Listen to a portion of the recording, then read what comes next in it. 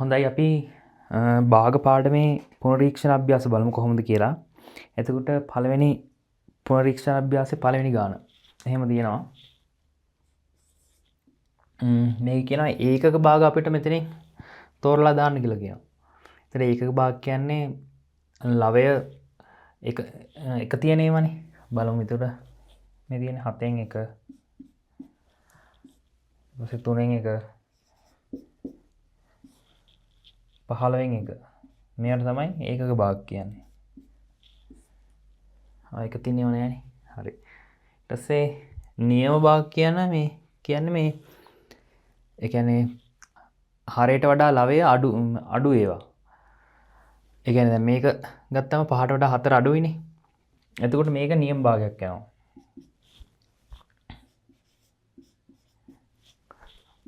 එතන මේකත් එහෙමයි. 7න් 5 මේකත් එහෙමයි. 9න් 4 මේක වෙන්නේ නැහැ. මොකද මේකේ හරය පොඩි, ලවය ලොකුයි. ඒ නිසා මේක වෙන්නේ විෂම භාගයක්. විෂම භාගයක් කියලා අපි දාන්න පුළුවන්.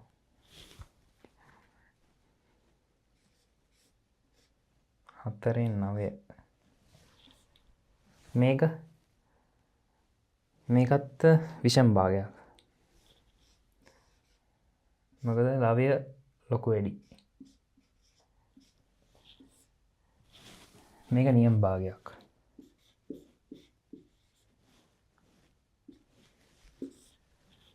සේ 8න් 7 ගත්තත් නියම භාගයක් නේද? මේක විෂමයි.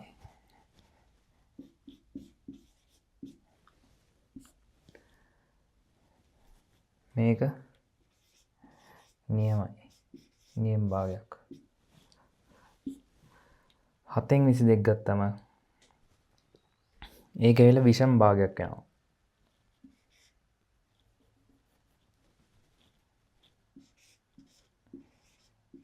ලවය ලොකු වැඩි එකේ.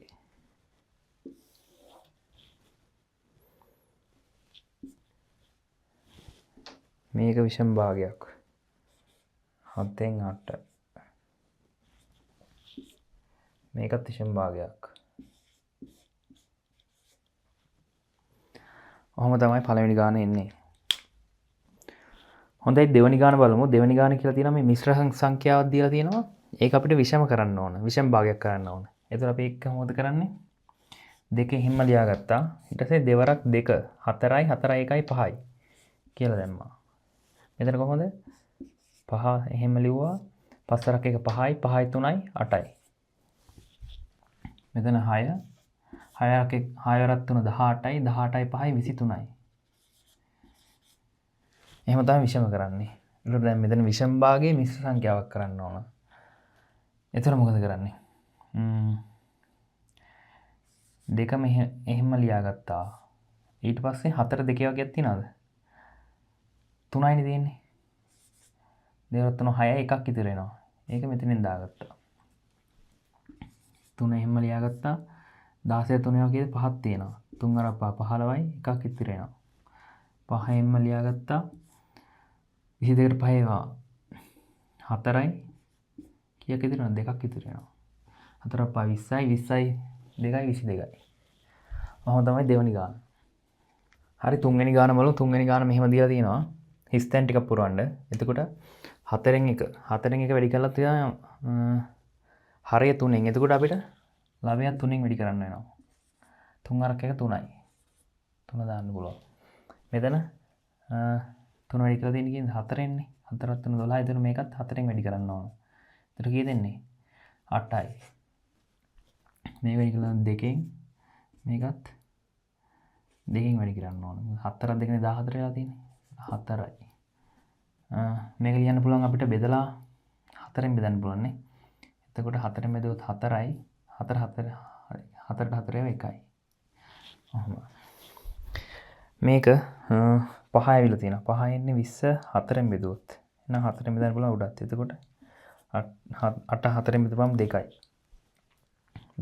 10 දෙකෙන් බෙදපාමනේ 5 වෙලා තියෙන්නේ. එහෙනම් 12 දෙකෙන් බෙදමු. එතකොට 6යි. 6න් 5යි. 20 3ෙන් බෙදලා 7 ඇවිල්ලා තියෙනවා. 30ත් 3ෙන් බෙදමු. එතකොට 10යි. මේක අපිට කුඩා කරන්න පුළුවන් 25 න්නේ 25 ඒවා 4යි. 25 ඒවා 3යි. 25න් බෙදනවා. උඩයි යටයි. ඔහොම දාන්න පුළුවන් තුන්වෙනි ගාන. හරි අපි හතරවෙනි ගාන බලමු. එතකොට හතරවෙනි ගාන කියනවා පහත එක් එක් කොටසේ දැක්වෙන එක් එක් භාග ආරෝහණ පිළිවෙලට ලියන්න. ඒ කියන්නේ ආරෝහණ පිළිවෙලට කියන්නේ පොඩි එකේ ඉඳලා වැඩි එකට. පොඩි එකේ ඉඳලා වැඩි එකට ලියනකොට දැන් මේක පළවෙනි එක මේකනේ. අපි බලනවා හරේ බලනවා. හරේ ඔක්කොම සමානද? නෑනේ. හරේ ඔක්කොම සමාන නෑ. එහෙනම් හැබැයි ලවයේ ඔක්කොම සමානයිනේ. එතකොට ලවයේ සමානයි නම් අපි ඉස්සෙල්ලාම ලියා ගන්නවා දැන් පොඩි එකේ ඉඳලා වැඩි එකට ලියන්න ඕන. පොඩි එකේ ඉඳලා වැඩි එකටනේ. එතකොට අපි ඉස්සෙල්ලාම ලියන්නේ දැන් මේකේ සමාන වෙලා තියෙන්නේ ලවයේනේ. එතකොට හරේ ඉස්සෙල්ලාම ලොකු එකේ ඉඳලා පොඩි එකට ලියා ගන්න ඕන අපි. එතකොට හරි ඉස්සෙල්ලාම ලොකු එක මොකද්ද 10න් 1. ඊට පස්සේ දෙවෙනි එකට 7න් 1. ඊට පස්සේ 3න් 1. ඊට පස්සේ 2න් 1. ඕක තමයි උත්තරේ. ඒ කියන්නේ ලොකුම කොටස තමයි 2න් 1 කියලා කියන්නේ. පොඩිම කොටස තමයි 10න් 1 කියලා කියන්නේ. එතකොට ඇයි අපි එහෙම ගත්තේ? ලවයේ සමාන හින්දා. ලවයේ ඔක්කොම එකනේ තිබ්බේ. ඒක නිසා ලවයේ සමාන හින්දා හරේ තියෙන ලොකුම සංඛ්‍යාව ඉඳලා අපි ලියා ගන්න පටන් ගත්තා. හරිනේ එතකොට? මේකෙත් එතකොට මේ ලොකු වෙන්න ලියා ගන්න ඕනේ. ආරෝහණ පිළිවෙලටනේ. එතකොට අපි ඉස්සලාම හරේ අසමානයි ලවයේ සමානයි. එතකොට හරේ ලොකුම එක 2 11න් 2. ඊට පස්සේ 9න් 2 15න් 2 5න් 2 3න් 2. දැන් 3න් 2 තමයි ලොකුම කොටස. 11න් 2 කියන්නේ පොඩිම කොටස. හරි. දැන් ඒතර මේකේ මොකද වෙලා තියෙන්නේ? මේකේ වෙලා තියෙන්නේ හරය සමාන නැහැ, ලවය සමාන නැහැ. එහෙනම් අපි කරන්නේ අපි හරය සමාන කරගන්න ඕන. හරි? හරය අපි සමාන කරගමු. පොදු හරයක් ගමු. 12 ගන්න පුළුවන් නේ. 12ට 3 ඒවා 4යි, 4ට 2 8යි. 12ට 6 ඒවා 2යි, 2ට 5 10යි. 12ට 2 ඒවා 6යි, 6ට 1 6යි. 12ට 4 ඒවා 3යි, 3ට 3 9යි.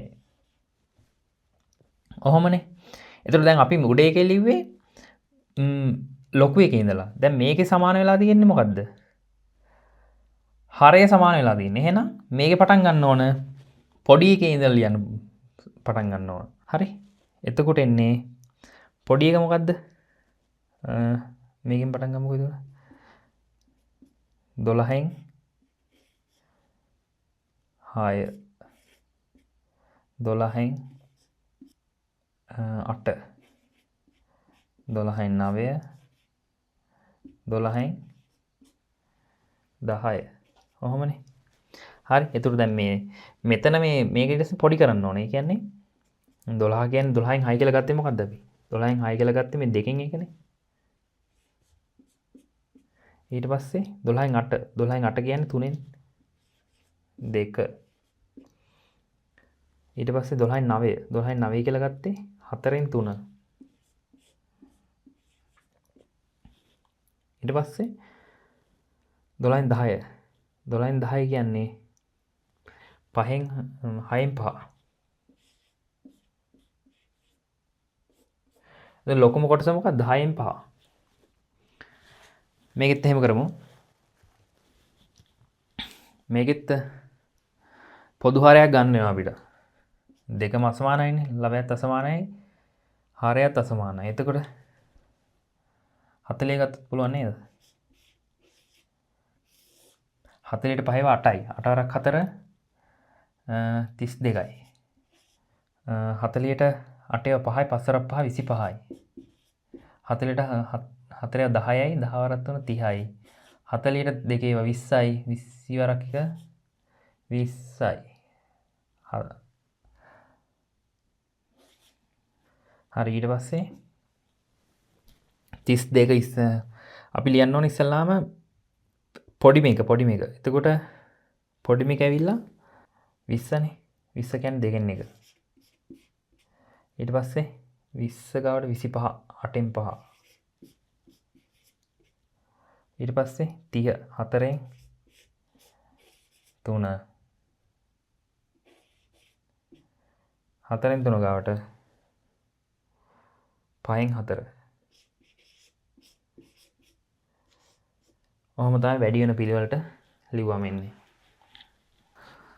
පස්වෙනි ගාන බලමු. නිවසක දිනක පරිභෝජනය සඳහා සම්පූර්ණයෙන් ජලයෙන් පිරී ඇති ටැංකියෙන් 4න් 3ක් යොදා ගතහොත් දිනේ අවසානයේදී එම ටැංකියෙන් කවර භාගයක් ජල ඉතිරි වී තිබේද කියලා අහනවා. ඒ කියන්නේ අඩු කිරීලාන්නේ තියෙන්නේ. 4න් 3ක් යොදා ගන්න ඕනේ. ඒ කියන්නේ 4න් 4ක්නේ මේ පුල් පිරලා තිනකොට 4න් 3ක් ගත්තම 4න් එකක් ඉතුරු වෙනවා. හරි සමාන හින්දා අපිට එකපාරම අඩු කරන්න පුළුවන්. ඒක හරි. 6 වෙනි එක. 6 වෙනි එක මොකක්ද කියන්නේ? A හා B යනු දිගින් අසමාන කම්බි දෙකකි. A දිගින් 3න් එකක් හා B දිගෙන් 3න් එකක් සමානද? A කියලා කම්බියක් තියෙනවලු. B කියලා කම්බියක් තියෙනවලු. මේ කම්බි දෙක අසමානයි කියන්නේ දිගින් අසමානයිනේ. මෙතන මීටර 3යි කියමු. මෙතන මේක 9යි කියමු. එතකොට මේකෙන් 3න් එකක්. 3න් එකක් කීයද? 1යි මීටර. මේකෙන් 3න් එකක් ගියාම 3න් එකක් කියන්නේ කීයද? 3යි.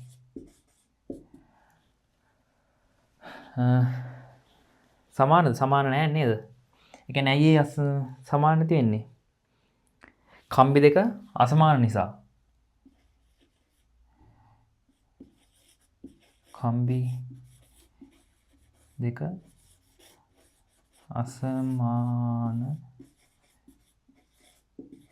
බැවින් AB කම්බි දෙක අසමාන බැවින්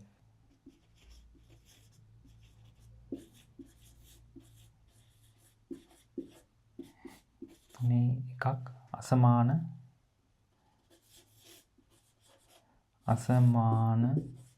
වේ.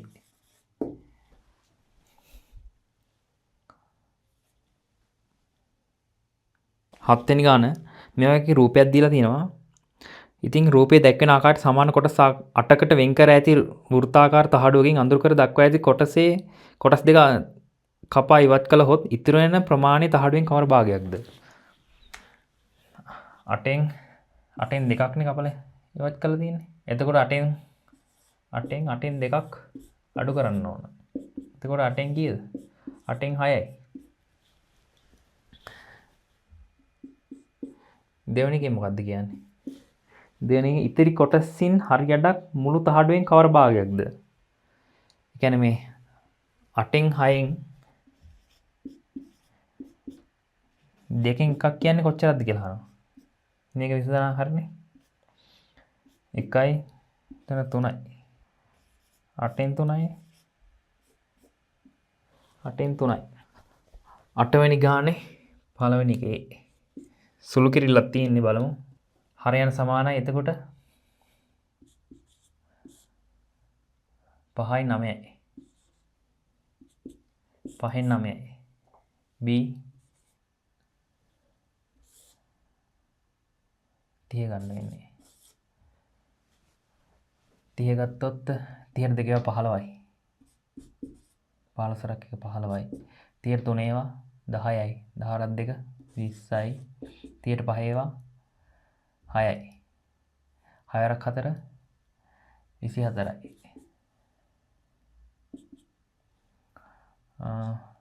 4යි 5යි 9යි. 2යි 5යි.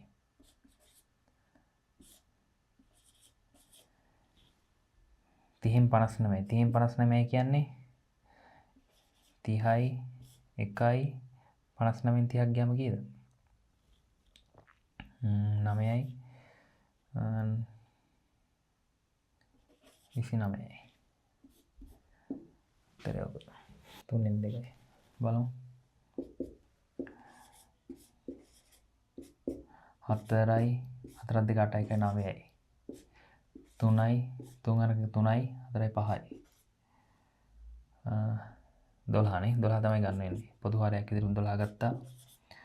12ට 2 ඒවා කීයද? 6යි. 6 අරක් 3 18යි. 12ට 4 ඒවා 3යි. 3 අරක් 9 27යි. 12ට 3 ඒවා 4 4 අරක් 5 20යි.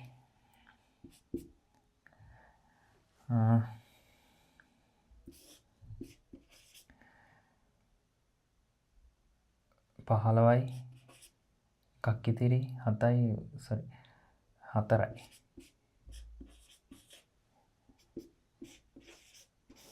45න් 20ක් ගියාම කීයද? 25යි. 12යි 2යි 25ට 12 දෙකක් තියෙනවා. එතන එකක් ඉතිරි වෙනවා. හතරවෙනි ගාන බලමු. එතකොටත් මෙතන පොදු හරයක් ගන්න වෙනවා අපිට. පොදු හරේ 15 ගමු. 15ට 5ක් 3යි 3 4 12යි. 15ට 3 ඒවා 5යි 5 4ක් 2 10යි. කියන එකට අපිට වැඩි කිරීම දාන්න පුළුවන්. 2න් 1. එතකොට 22යි 15යි. වැඩි කිරීම 2න් 1. 11යි. එතකොට 15න් 11 තමයි උත්තරේ. මේක බලමු. 2යි 2 4 8යි 9යි. 5යි 5න් 3යි. වැඩි කිරීම 13යි 13 අරක් 1 13යි 13 15යි. එතන මෙතන පොදු හරය ගන්න වෙන 10.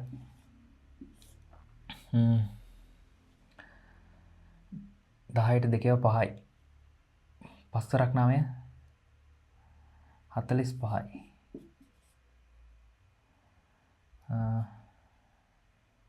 2යි 2 අරක් 3 6යි.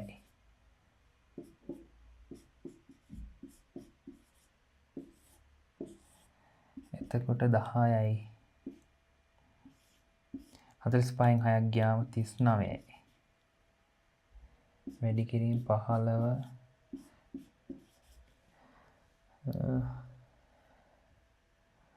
මෙතන කපමු. 5න් 2යි 3යි. එතකොට 13න් කැපෙනවද මේක? 13 ඒවා 3ක් කෙනවනේ. 1යි ඔව්.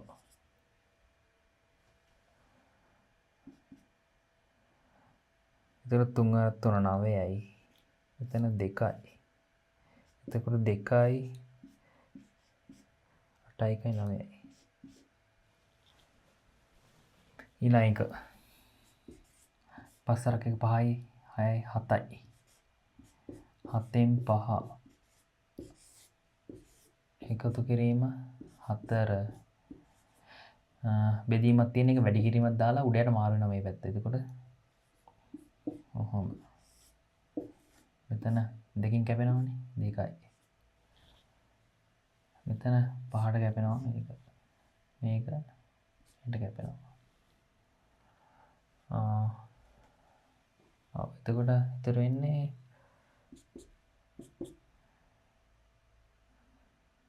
උඩ 3යි යට 2යි. එතකොට 2යි. හරි අපි මේක බලමු. එතකොට මෙතන 5 අර 2 10යි 2යි 12යි 2යි 2 1 2 1 3යි. කියන්නේ වැඩි කිරීම 5න් 4. 5න් 12 වැඩි කිරීම උඩයට මාරු කරනවා 3න් 2යි වැඩි කිරීම 5න් 4. හරි 3න් කපන්න පුළුවන් 4යි. ආයෙ බෑනේ. 4ක් 2 8යි. 8ක් 4 32යි. 4ක් 5 25යි. එහෙනම් 25 25න් 32න් 25 ගියම 7යි. 5යි 10යි 5 2 10යි 12යි. 2 දෙක 2යි 3යි. වැඩි කිරීම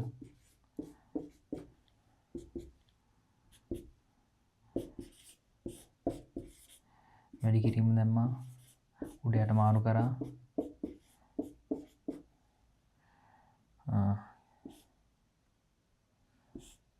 මෙතන 3ට 1යි මෙතන 3ට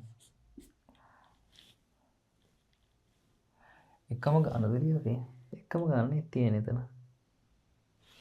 එකම ගාන තමයි කියන්නේ එතන දෙන්නේ 32යි 25යි. ඒ කියන්නේ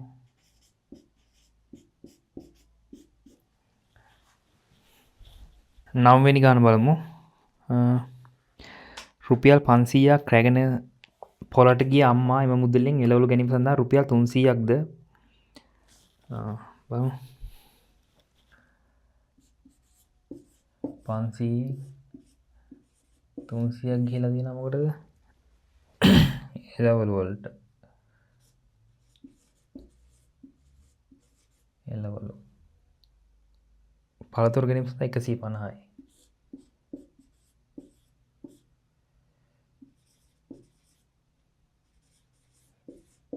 පළතුරු වැය කළායි. ඉතිරි කීයක් තියෙනවද එතන? 450යි 50ක් තියෙනවා ඉතිරි.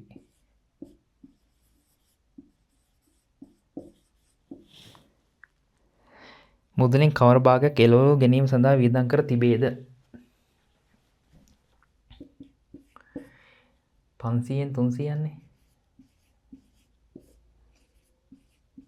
කියන්නේ 5න් 3ක්. මුදලින් කවර භාගයක් පළතුරු ගැනීම සඳහා වියදම් කර තිබේද? 500න් 150ක්.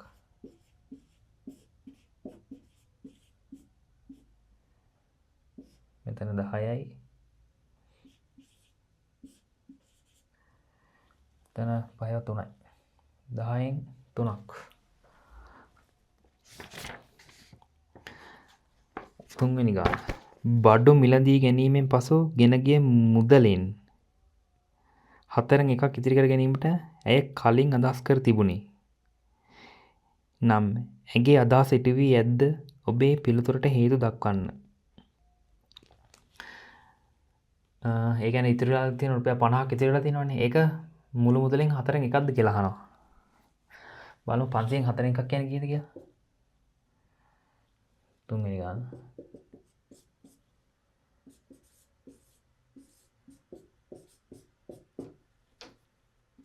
4න් බෙදුවා කීයද?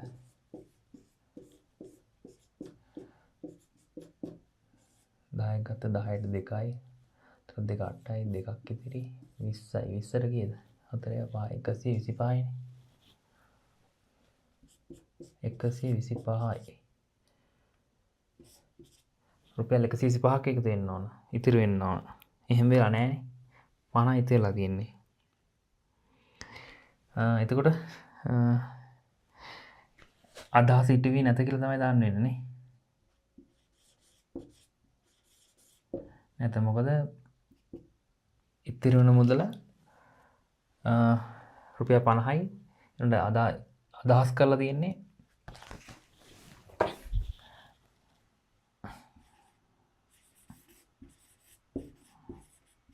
අදහස් කළ මුදල රුපියල් 125යි. නමුත්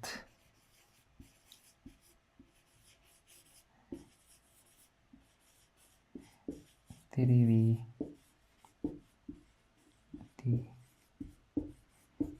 ද රුපියල් 50යි.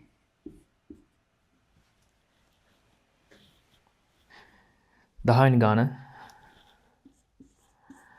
ගමනක් යෑමට නිවසින් පිට වූ සතීෂ් මුළු ගමනින් 4න් 1ක් බයිසිකලෙන්ද.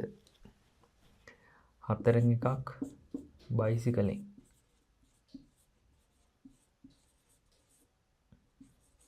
බයිසිකලෙන් ද 3න් 2ක්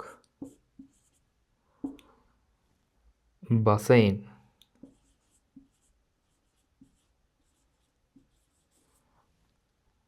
ගොස් ඉතිරි කොටස ත්‍රීරෝද රථයකින් ගියේය. ඉතිරිය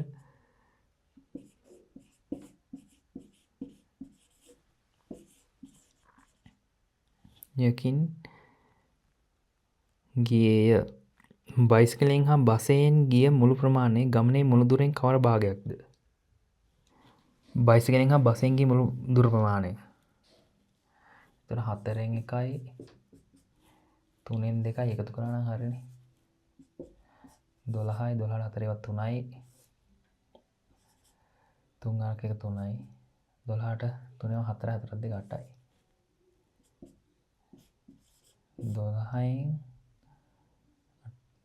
11ක් 12න් එකක් තමයි ත්‍රිරෝද රථයෙන් ගිහිල්ලා තියෙන්නේ නේ. ඊටු එක ත්‍රිරෝද රථයෙන් ගිහිල්ලා තියෙන්නේ. එතකොට කීයද? 12න් අඩු කරන්න 12න් 11ක් 12න් 1යි